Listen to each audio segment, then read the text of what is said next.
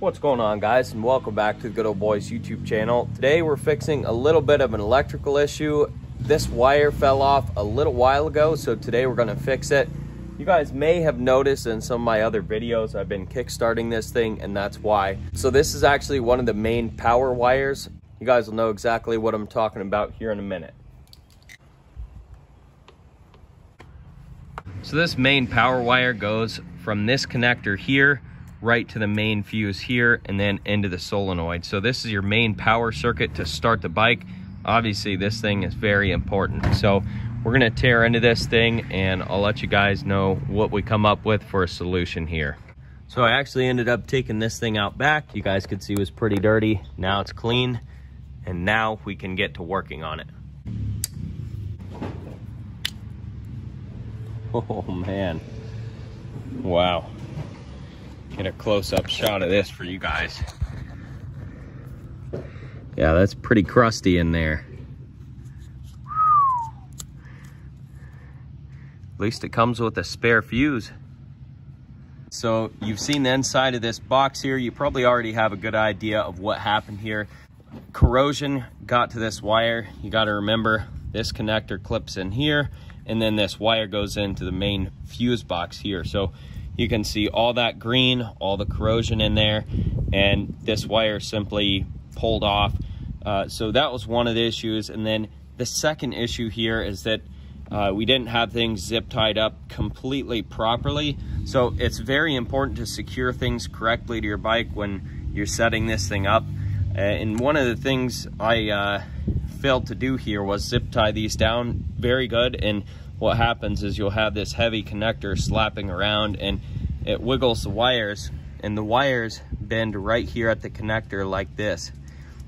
And with all that back and forth movement, it creates a perfect spot for these to break off. With corrosion, of course, it only helps things along, so that it'll break the wire right off of there. So I just wanted to clear something up here that's probably not very apparent. So the way I was talking about the connectors, it sounded like I never really zip tied them up, which is not the case. When I set the bike up, when I first got it, I had the connectors zip tied on there very, very well. And that's why I think the wire connection lasted as long as it did. But when I was going through the top end of the bike, I also did the airbox modifications. And at that same time, I had to move the harness around. I had to cut a bunch of zip ties, and those are a couple connectors that I forgot to re-zip tie or reconnect when I put the airbox back in the bike. So in all honesty, that connector had only been flopping around for maybe a couple 100 miles, if that. So it doesn't take long for connections to kind of flop around and break the wires and, you know, come disconnected if they're not zip tied up correctly. So it's very important to note here that just a couple 100 miles will cause an issue like this on your bikes. So it's very important to tie the connectors up correctly. So I've came up with a solution. Actually, I have a box full of solutions here. So we're gonna take this old fuse box and replace it with a new one. So you guys can kind of hopefully see how this is gonna work out. Basically, you have an insert, and this is a bus fuse style fuse box here. So you take your wire, you're gonna shove it through one end of the fuse box. You have to shove it all the way through. Once it comes out this other end, you can slip this connector on here. You have to crimp it on, and then you do the same on this side, and you pull this back through, and then you have a fuse box when it's all done, and obviously you just put a bus fuse in here. So I'm gonna take care of that. One thing I'm gonna recommend to you guys, if you're doing this kind of fuse box, put some Corrosion X or some kind of anti-corrosion product, put it between the wire and your new bus fuse connector. So what this is gonna do is prevent any of this corrosion from happening in the future, and hopefully we won't have this problem again. So I have one side done here. You can see kind of how it looks when it's finished. To do this other side, unfortunately, we are gonna have to cut this off here.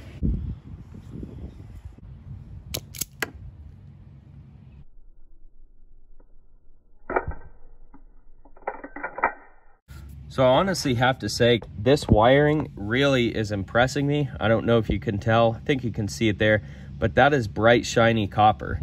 And this thing has been through a couple winters, and all the mud, all the rain, all the wet riding, everything. And you guys can see that as clear as I can. No corrosion on the actual wires themselves.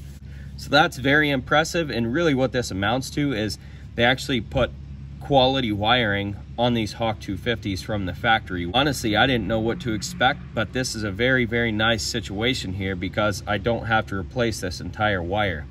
Now, I don't know if you guys have ever had trailer wiring harnesses, but if you buy the cheap stuff from, like, well, anywhere you can buy trailer wiring, it only lasts a year or two because all the salt water gets in it, corrodes all the wires. If you have the slightest bit of cheap wiring, it's just gonna corrode away. And in this case, we've actually got some pretty good high quality wiring, which is surprising, but very impressive. So first things first, put a little bit of this Corrosion X on there.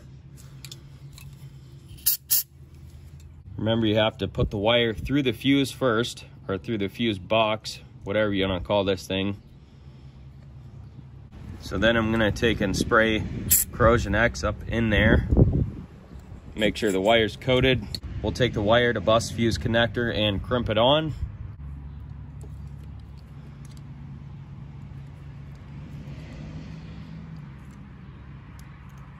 All right, make sure it's on there nice and tight.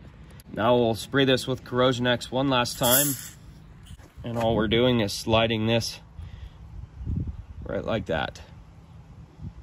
And that's it. Well, guys, unfortunately, I'm not really seeing a rating on this fuse. So I ended up sanding on the original fuse. Unfortunately, I could not find any rating on this fuse. So you can see a few letters and numbers on it, which I'll show you here. As far as I can tell, I could not find an amperage rating on this original fuse. I ended up having this fuse that was just kind of laying around. This is a 5 amp fuse. I ended up using it because the filament is quite a bit less than the original filament on the original fuse. So the main point here is, if you're going to guess on fuse size, you want a fuse that is actually rated for less amperage than the original fuse. And then that way, if anything goes wrong, you know you're guaranteed to have the fuse blow out and not one of your electronics or something along those lines. So at the time, I just ended up throwing this fuse in the bike instead of going to the auto parts store because it was Sunday evening. I had work early in the morning Monday. So it was kind of a throw it together and get her done for work on Monday kind of situation. So eventually the 5 amp fuse that I put in the bike burnt out, but it gave me a couple days to get to the auto parts store and get the proper size fuse, which you guys will see here. I ended up going to the auto parts store and I compared the old fuse to a new fuse to figure out what size fuse I needed. So the way I figured this out is I compared the fuse elements, and you can see on the inside of these tubes, the elements on both of these are exactly the same. So you can see we have the new one over here, the original one over here, and the fuse rating ended up being 7.5 amps. So a quick little explanation on that if you guys are wondering what size or what amperage fuse to get for your bikes. And now back to the video. So it's pretty simple here, really. Just shove the new fuse right in here on both ends. Just kind of twist it, make sure it's together. So next we're gonna do a quick test here. First, I need to clean these terminals out. Hopefully you guys can see they're pretty dirty. The terminals are all cleaned up. We'll go ahead and put some more Corrosion X on these. Connect these together. And now it's time to see if our work paid off. Okay, I have a headlight again, so that's a good sign. Yep, fires right up. So it looks like our issue is fixed. Now what we're gonna do is go ahead and zip tie these back to the frame. So I'm actually gonna have to remove the seat in order to get these top two connectors zip tied back on there properly. And as I said before, it always pays off to go the extra mile. So we'll just put a zip tie here. All right, guys, so I ended up having to change up the location of the main fuse. So what I'm gonna do here is actually drill a little hole so we can mount it to the airbox. All right. So I actually wanted to show you guys where I ended up mounting this fuse. So there's a little flange that kind of sticks out. You can see it pretty well here. So it's not inside the airbox. We didn't drill holes through the airbox is kind of what I wanted to point out here. But there is this little flange, and as much as I hate to drill holes in plastic, I ended up having to because the wires were too short. So this is actually what the back side of it looks like. A little bit of a close-up view for you guys. Again, just mounted on this flange here. So we didn't drill into the sealed chamber itself. We just drilled a hole through this little plastic flange that sticks out here. So I have 2 small zip ties here. So now that's not going anywhere, and we can go ahead and properly zip tie up the second connector.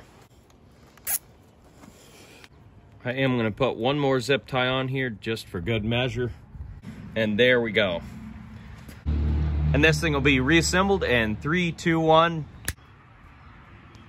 That's it for this video. I want to thank you guys for watching. Don't forget to rate, comment, and subscribe. Check out that description box below, and we'll catch you guys on the next video. Woo!